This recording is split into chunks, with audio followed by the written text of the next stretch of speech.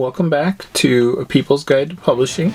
I'm Joe Beal, the founder and CEO of Microcosm Publishing and Distribution. I'm also the author of A People's Guide to Publishing, which distills what I've learned from selling millions of books over the past 25 years. I'm Vic Liu. I'm the editorial and marketing director here at Microcosm. We are an independent mid-list publisher based in Portland, Oregon, and Cleveland, Ohio. We have over 700 books, over 25 employees, and we make about 40 new books every year.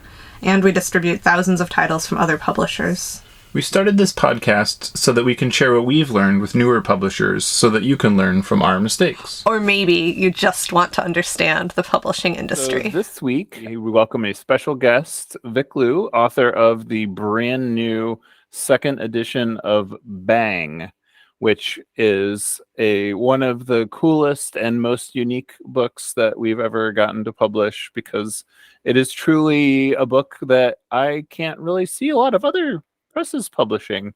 So can you start us off by telling why you wanted to, why you created this book? Yes. Okay, we're going to go dark and then we're going to go happy. So, starting from the dark place, I was in college, and not everyone, but a lot of people that I really loved, including myself, were sexually assaulted. And the thing is, I remember in freshman year when they gave the campus tour and they pointed out all these emergency blue lights where you press the button and the police show up. And I don't know if anyone ever pressed the button, because for the most part, sexual assault doesn't really happen in that way. You're not outside wandering a park and someone attacks you. It's more uncomfortable in this area where consent is very complicated and no one is given any tools, and also everyone's very drunk and you don't know this person's name, and this is considered normal. So I wanted to create Bang because I realized that there's such a gap in approachable sex ed printed in books. We have sex ed in Instagram, but we don't really, in the printed areas, especially in the campus health center, we have how to talk to people about STDs. What do you do if you have gonorrhea? But we don't have anything about how to talk about sex in a normal way. And by normal, I don't mean be normal, but I mean everyone chill. You can say the name of penis, clitoris, vagina. If you're gonna have sex with someone, you probably should be able to say those things to them. So that's where Bang came from. Started out as a zine. Started out me going to a ton of tiny little bookstores with a backpack full of sex ed books or zines and hawking them. And then I got really tired of doing that. So I submitted it to Microcosm, and now it's a real book. Awesome. When I guess, can you tell us a little bit about, I don't know if I was involved in this conversation at all, but when you did bring the book to us, do you remember sort of how that went, and what what was that process like for you? So I read Unfuck Your Brain, Microcosm, big book from Dr. Faith Harper, and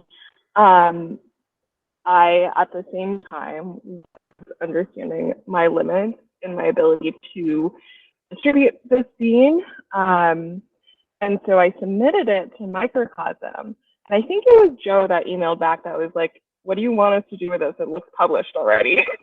And I was like, well, thank you. I feel like that is a compliment. However, it is simply me and myself printing and distributing this. So then it grew, because I think it was Lydia at the time who was like, if this book had a spine, it would do a lot better. And so it went from 50 pages to 128 pages, and now it's 198 pages, and it's just growing and getting fatter. Little baby. Mm-hmm. Yeah, that's great. And that's, the thing that I kept thinking about is when you write a book, in this case, literally you, and you're kind of putting a rubber stamp to say like I am in some way an expert on this topic, and and in some way that begets you a certain kind of authority and then fan mail. I can tell you from having written some books myself, but the fan mail is never quite like what you expect. Like it's always, it's like one part like people telling you about like difficult things they've been through, and like one part telling you like very unlikely things that have resulted to them because of reading your book. So like what have been some of the better reactions that you've gotten from doing Bang? Okay, well, I have yet to receive physical fan mail, which is kind of a dream of mine. Well, maybe this, blessing and a curse, because maybe I don't want my address out in the universe. But honestly, one of my very favorite reactions was still back when it was a zine, and I was working on a project in Baltimore at the time with the Baltimore Family Planning group of the mayor's office, and we were trying to make reproductive health accessible. So it was a lot of the similar language of like, how do you talk about IUDs? How do you talk about the symptoms that you're experiencing to the doctor in a language that they can understand? Because a lot of the women of color in certain areas of Baltimore were leading clinics with insanely high rates of IUDs, like 3 times the average, because a lot of the doctors weren't hearing the buzzwords that they needed. Anyways, sorry, this is a big tangent. Feel free to edit all of that out. And one of the moms that we were working with in the community, I gave her a copy of Bang, and then she came back to me and she was telling me about her daughter, who is 16 years old, who loves Bang and put it on her like typewriter like on her desk and just kept it there every single day, and how important it was for their relationship, because her daughter recently came out as lesbian, and it was really difficult. Like, she was completely accepting and loving of her daughter, but she just didn't know how to talk to her daughter about sex, not to mention the whole like awkward talking to your parents sex part of things. And apparently the book became kind of a touchstone for them, because her daughter would laugh at certain things and would show it to her mom, and it would just kind of remove the taboo of talking about it. So that one's something that happened like 4 years ago, before even like the big published version, but it's something that I hold very dear to my heart. Well, if any of our listeners or viewers want to send Vic fan mail, you can send it via Microcosm, and we'll make sure that it gets to them. Vic, I would love that. Make an author's day today. Send them a note that you love their book. Vic, you come to this. You wrote quite a bit of this book, but you had other contributors. But you really brought your design skills 100%. Can you tell us more about your background as a designer, and how you made the decision to make this a very designed book, very visual book? Sure. So recently I've been informed that my design ideas are quite radical, which is funny to me because I thought they were just common sense. It kind of goes on the basis of, sorry, I have you balanced on my sofa, and so every time I laugh, it shakes. It's a full experience for every viewer. My design philosophy, ideas, let's say ideas, the philosophy sounds obnoxious. It rides on the fact that I think that people don't really find reading accessible. The average reading level in the United States is around 6th or 7th grade, but also it's really difficult, even for like people who read their entire lives, to cross that information barrier into areas that they aren't necessarily familiar with. So I really wanted to make the book approachable, because people are hella smart. Like, it's not a matter of intelligence, it's just a matter of like text is somewhat inherently elitist. And also design allows you to like add mood to things. It's only the tone of voice, but it allows you to bring in color and humor and wit. And also some of the things that we need to communicate are not linear, and text is extremely linear. So various diagrams can allow you to pop in and out of the book, which I enjoy because, most people have very limited attention these days. Right. And and thank you for saying that. That's like basically our entire philosophy is that like we're trying to introduce people to reading where that's not something that comes naturally to them. I did not learn until my 40s that I'm dyslexic, and that like explained so much about like why that's so difficult. But then I think that like the difficulty like informed how we approach it, because I've never, like I've tried to slog through like dense text heavy books, and it's like punishing, and because there's like information in them, but it's like not a rewarding process. So like, and I think that was Yeah. partly like what drew me to what you were going for, even though like we've never explicitly like had that conversation, because like that's sort of Microcosm's ethos as well, is like making it so you can get into the subject, especially if it's a subject like, masturbation, which is like way more taboo than like even most of what we publish, which is like largely taboo. So like, why did you not only embark upon this particular subject, but embark upon it in this way? And in this way, do you mean in terms of the visual design? Yeah.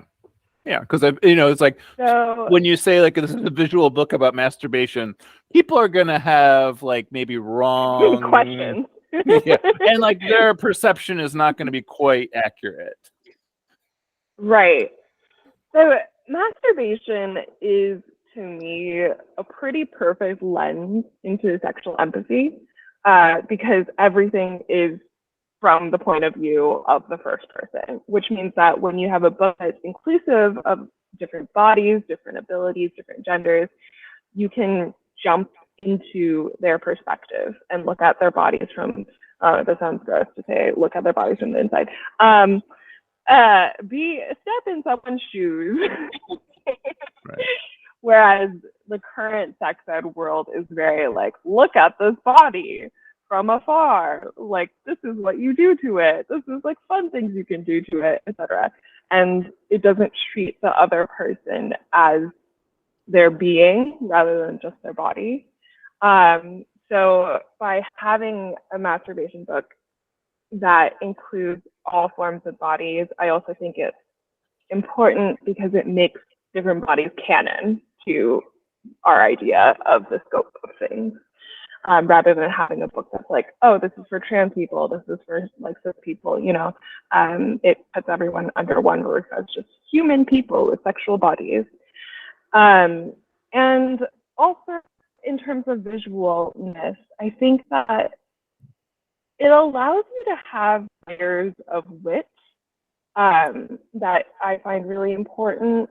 And well, one thing is I'm so fucking sick of genitalia being depicted as flowers or fruit. It's just boring and meaningless. Like, to me, there's this underlying idea that it will spoil also. Like, you should be refrigerating your fruit, but you don't need to refrigerate your genitalia. Well, actually, it's pretty hot, so maybe, you never know. But I wanted to from that. I think that we can really add different ways to understand our genitalia and sex toys and sex ed visually, and have different images that are much more accepting and much more real. And by accepting, I mean of the human nature of things, not the sterilized, roofy, fragrant version that we are sold. And also it's fun. There's a lot of like sexual innuendos all over the book. I wonder how many people will be able to find all of them. Honestly, that would be kind of a fun competition. Ooh, I like that. If you find all the sexual innuendos, include those in your fan letter to Vic. Yeah. One thing that I really enjoyed about your book is that it's not just your voice. There's a ton of different contributors. So like you did all the art, but or I think you had some other designers as well, right?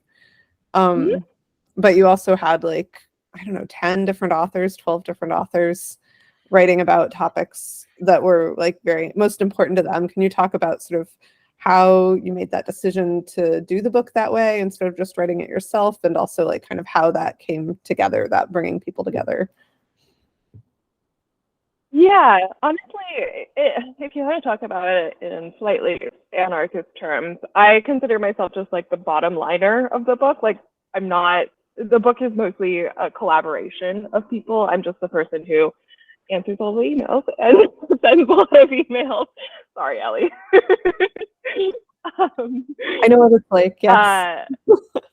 Yeah, but well, it would be completely stupid for me to write the whole book. It would be so bad. Like, it would be exactly in line with everything I'm trying to avoid, right? Like, writing about someone's body for them. So the book was conceived with the idea of people writing for their own bodies. It was never like, oh, maybe this would be a good idea. No, it was like, this is going to be a collaboration between people with different bodies to write about their own.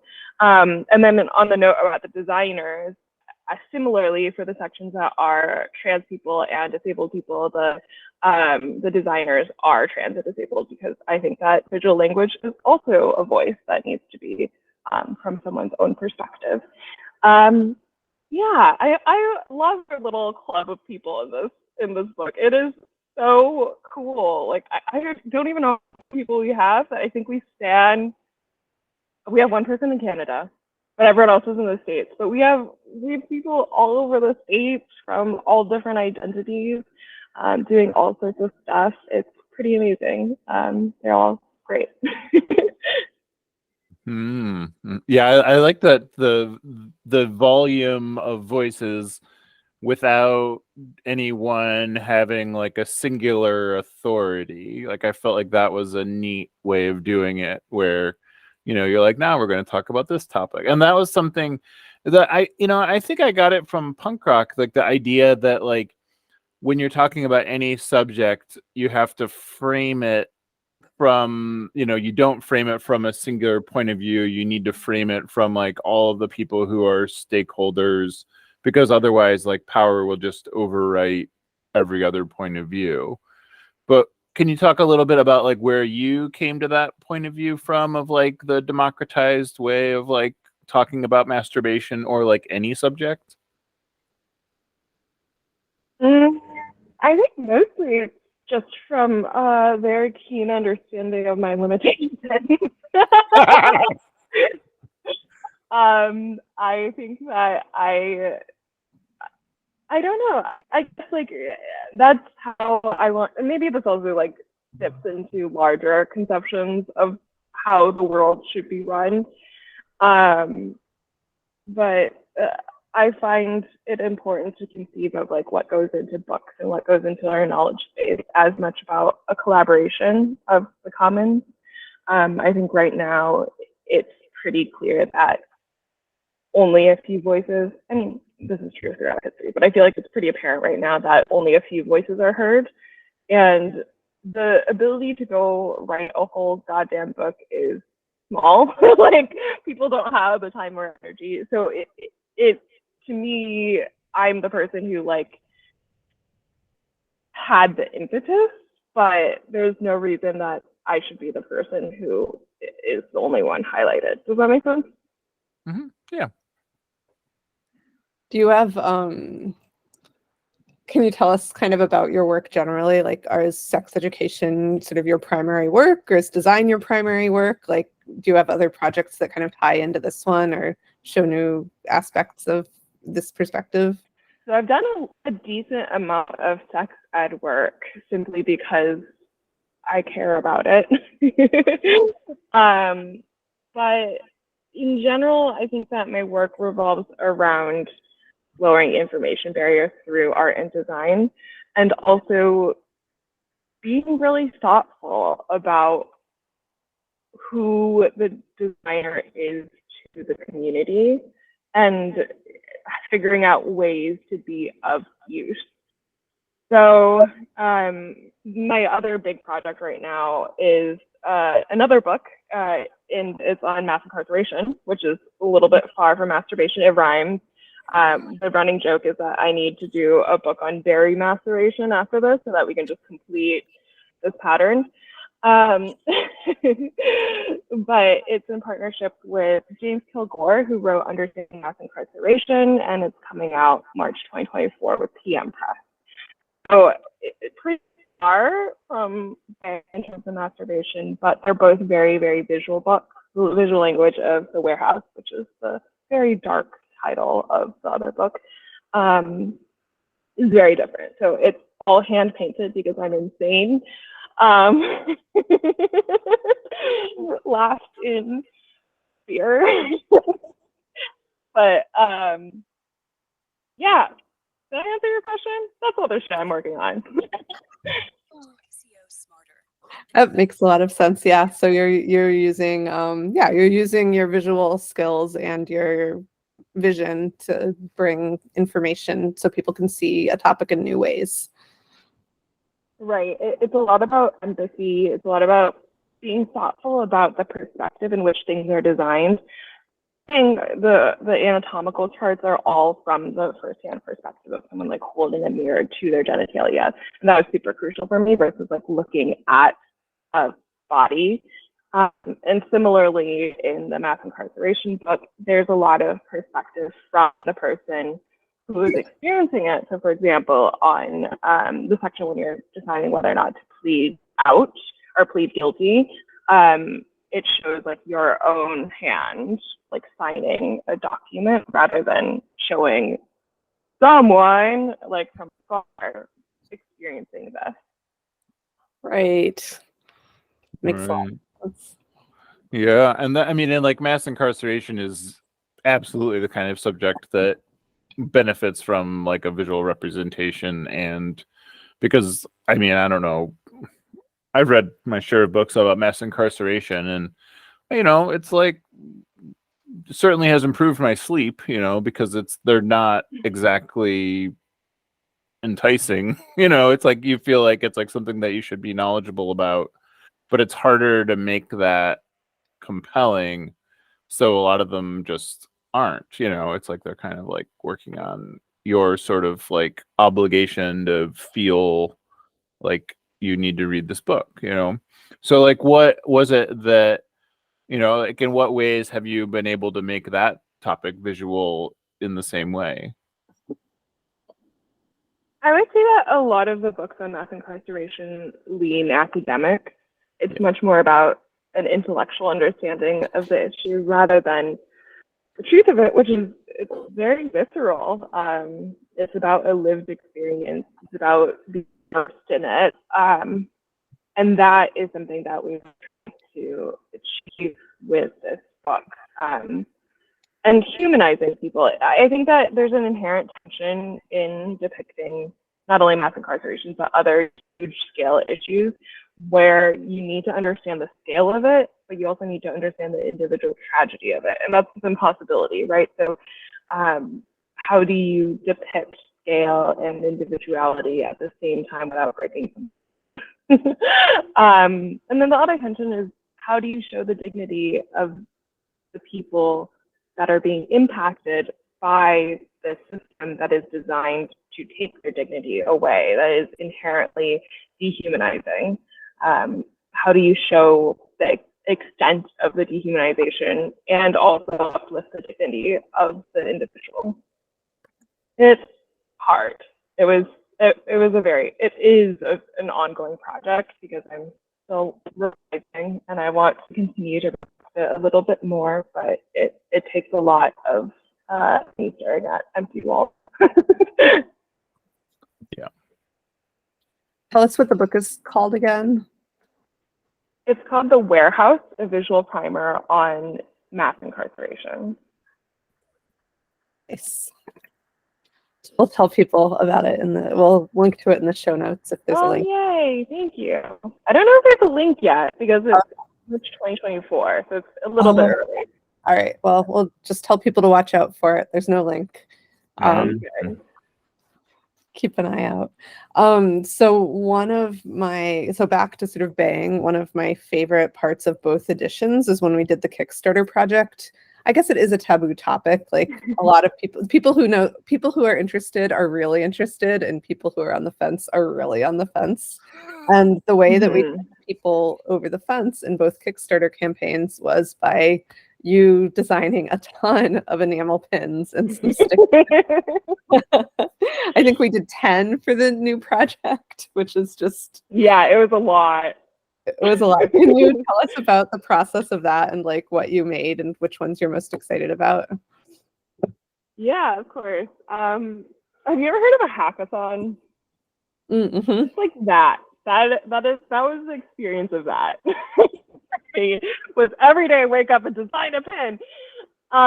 It is vaguely worrisome how much my brain does come up with sexual puns. Like there are so many that never made it to past the drawing table, or drawing board, and that's my brain is like a 12-year-old boy. Like I see a thing and I'm like that's Yannick. We're gonna make a design about it. Yeah, you had some great ones and like hot. Oh, yeah. I have to pull up the list. Sorry. It's fine. I think it was Hot Dill Dog. Is that the one you're thinking about? But then it got renamed, right? Hot Diggity. Hot Dickety Dill Dog was what we renamed it Yes, to. that After one. one of our customer service people, Squishy, had a brilliant brainstorm. But it was so fun. This is the strength. I feel like you should lean into this strength of having a brain like a 12-year-old. Thank you. It's not as applicable it is a very specific talent. It is not as applicable to a lot of my life. So the process was, I think, wake up and figure out what design I'm going to do and then go do it. I'm sorry, that's not that interesting of a story. But yeah, do that every day for 10 days, which is insane. I think that I really love the host with the most design. I find that one very fun.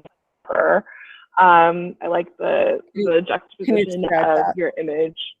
Oh yes, it is green, your classic 1950s green Jello in the form of a bundt cake situation with a pink sex toy that are pink anal beads inside of it on a plate.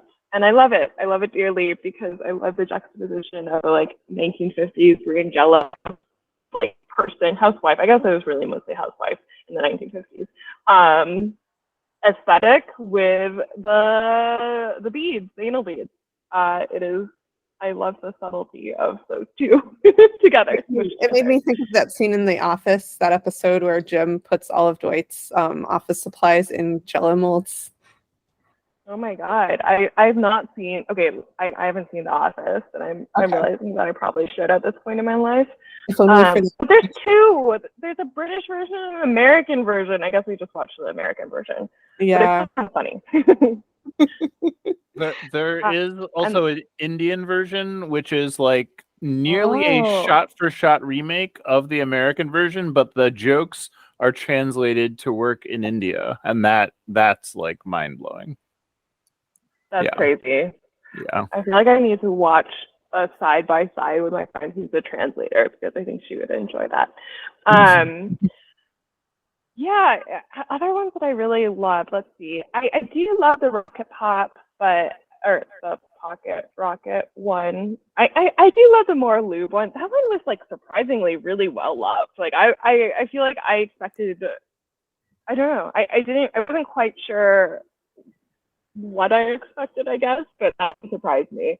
I love the love thyself. It's almost like social commentary. Plus, also, I like the iridescentness. Also, we have a lot of bike people, bicycle people, who also could apply to. Oh. And it's not funny double entendre. And it's not like revealing of yourself and your own interests in the way that some of the other ones are. I think that is part of it. You know, like it's not like it's not a great vulnerability. Yeah, that's fair. I do love the love thyself because I love being able to use typefaces in a humorous way. Yeah, what are some of your favorites? Ooh, I think Down Where It's Wetter, I think is visually my favorite. It's a fishbowl with instead of a plastic castle at the bottom, it has a butt plug Yeah, And really, the title that your friend came up with is just I spot know. on. Brilliant. Oh, was that one a assist too? Wow, we have a good like team on team here. That's wild. I really liked that you used the grabber machine. Like I felt like that's Mm. like it's like having a weird moment in culture right now that it's like I feel like it's this just like very outdated thing that like never did what it promised to. So to like put it on its head in this way, I thought was really funny, you Yeah. know. I would love a claw machine that didn't, hurt my ego. Right. Yeah. Yeah. Because it's like I don't know. Like I've watched people just dump, so much money into these things and then like just be so defeated. So I just loved the idea that like it could have satisfaction in this way. Yeah. But then from the original project, your Saint vibrator pin, which people can get on our website, is Mm. really, I think, the iconic one that everybody loves. It's a stained glass window with a Hitachi wand instead of a saint. And banana split dildo, I really love. Joe, isn't that one that when you went to print the banana split dildo, didn't the printer try to like make it look like a banana instead of? Oh yeah, we kept sending it Really? to them, and they kept like Turning it into misunderstanding. banana? They were like, "Oh, a mistake. We'll fix it." And it was and it was like over and over, like you had to be like, the details that you are removing from the image are the vital details. Oh my god. They probably thought that they were like trying to save you from an embarrassing thing.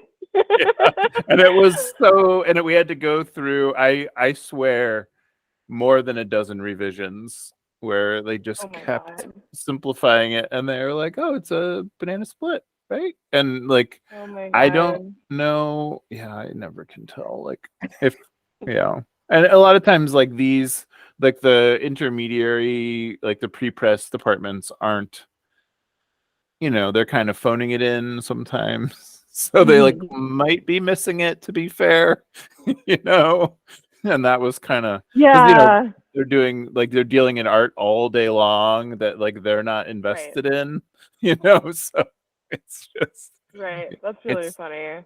yeah. It reminds me, I just remembered like a few days ago when I was first trying to print Bang as a zine, the like printer I was working with refused to print it because they were this is Wow. inappropriate. So it's Wow. kind of a funny memory. I feel like I should send them a copy. Yeah, yeah. They might like it more now. Have you Maybe. run into any other Dubious. situations? Have you run into any other situations where like people have tried to like push back against Bang, or where you've gotten like or tried to suppress it, or?